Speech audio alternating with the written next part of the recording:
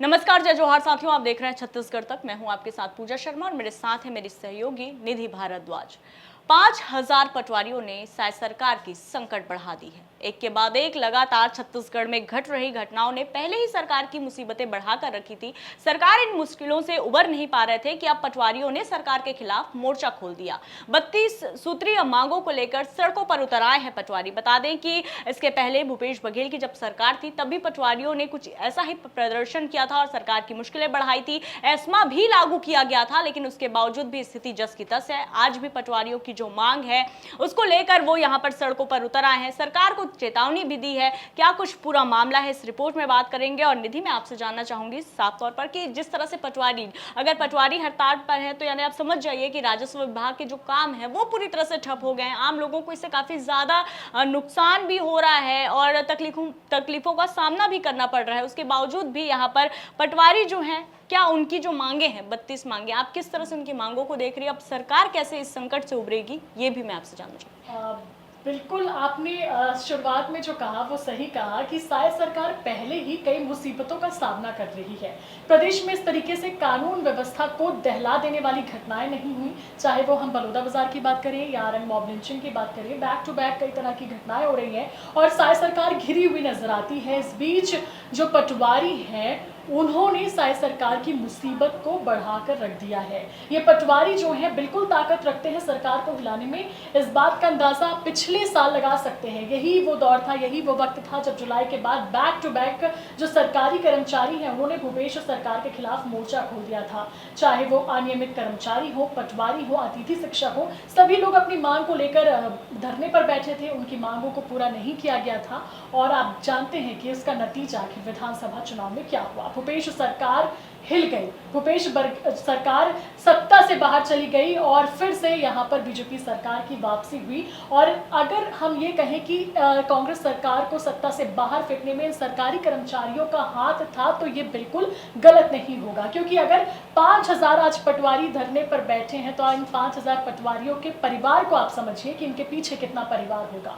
इसी तरीके से बहुत सारे आंदोलन जो होते हैं उसका निश्चित तौर पर जो असर है वो सरकार पर होता है। अब यहाँ पर समझने वाली बात होगी कि पटवारियों का ये जो प्रदर्शन है वो आखिर बार बार क्यों होता है। हर साल पटवारी प्रदर्शन पर क्यों उतर आते हैं, क्यों उनकी मांगों को पूरा नहीं किया जाता है, जिसकी वजह से उन्हें सड़क पर उतरकर कामकाज छोड़कर अपनी आवाज बार बार सरकार को याद दिलानी पड़ती है कि उन्हें भी तकलीफें हैं, उन्हें पूरा किया जाए। पिछले बार भी इस तरीके से पटवारी प्रदर्शन पर उतरे थे, उनके खिलाफ एस्मा लगा दिया गया था, यानी कि एसेंशियल एक्ट के तहत उनके तहत कार्रवाई की गई थी। उसके बावजूद कुछ बदलाव नहीं हुआ। आश्वासन मिला, आश्वासन पे आश्वासन, यहाँ तारीख नहीं मिलती, इन कर्मचारियों को मिलता है तो सिर्फ आश्वासन, और इसी आश्वासन के आधार पर ये काम करते रहते हैं। अब एक बार फिर से शायद सरकार आ गई, लोकसभा का चुनाव बीत गया, 6 महीने हो चुके हैं, तो अब पटवारियों ने समझा होगा कि भैया नगरीय निकाय चुनाव आगे है, अब सरकार थोड़ी सी फ्री हो चुकी है, अब सरकार को थोड़ा परेशान किया जाए, और परेशान नहीं बल्कि उनको याद दिलाया जाए कि आखिर हमारी भी जो परेशानी है उसे आप समझिए और इसका निराकरण करिए।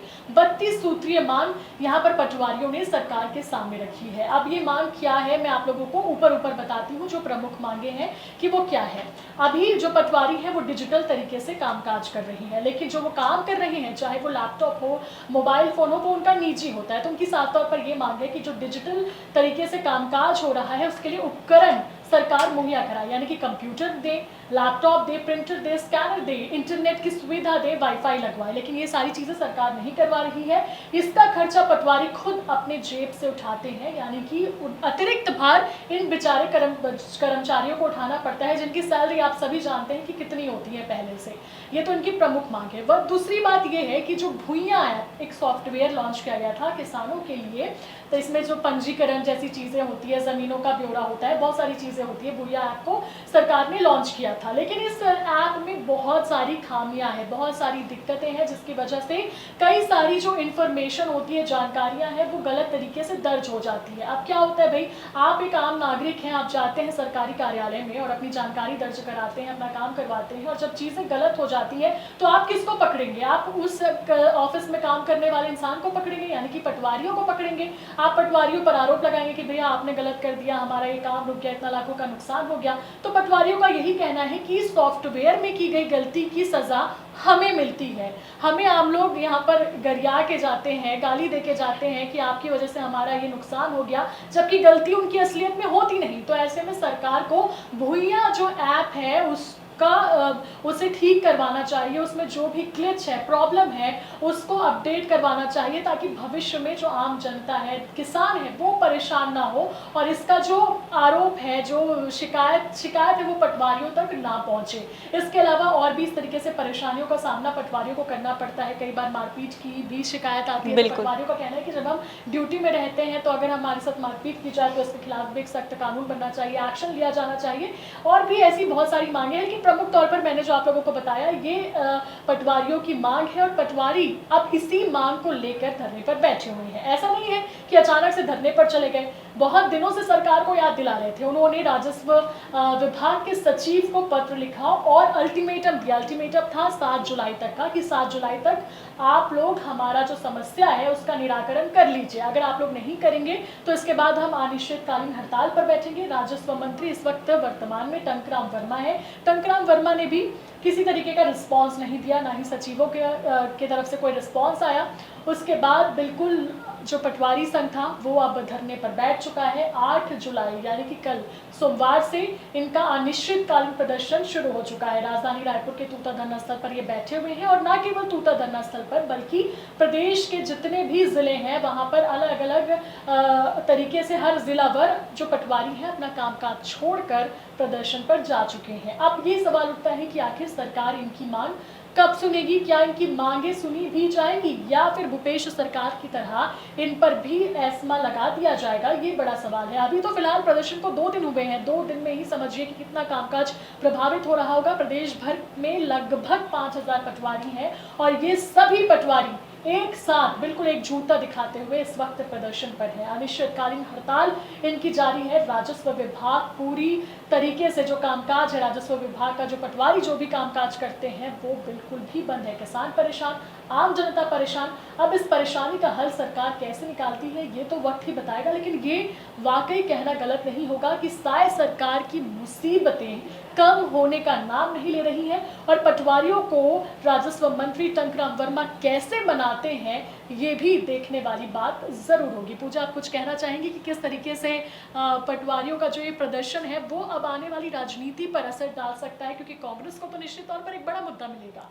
बिल्कुल, और अब कांग्रेस के मुद्दे की बात कर रही है निधि, कांग्रेस को तो लगातार एक के बाद एक मुद्दे मिल ही रहे हैं। चाहे बिजली बिल में आप बढ़ोतरी की बात कर लीजिए, बिजली कटौती की बात कर लीजिए, नीट एग्जाम धांधली, यूजी परीक्षा उसको लेकर, मतलब एक भी ऐसा कोई मौका नहीं है जिसको कांग्रेस अपने हाथ से जाने देना चाह रही होगी। अब सोने पे सुहागा ये हुआ कि पटवारी उतर आए हैं सड़कों पर। अब एक बार फिर से कांग्रेस उनका मसीहा बनने की कोशिश करेगी, ये जताने की कोशिश करेगी कि भैया हम आपके साथ हैं, आपकी आवाज बुलंद करेंगे और कहीं ना कहीं एक बार फिर से साय सरकार को इस पर टारगेट किया जाएगा। लेकिन कहीं ना कहीं एक और हम 2 तस्वीरें देखते हैं लगातार। कभी ये बातें निकलकर सामने आती है कि काम करवाने के लिए पटवारी का ये वीडियो वायरल हुआ, रिश्वत लेते, ये एक अलग खबर है। तो दूसरी अगर खबरों पर हम नजर डालें तो उतने ही ज्यादा मुश्किलों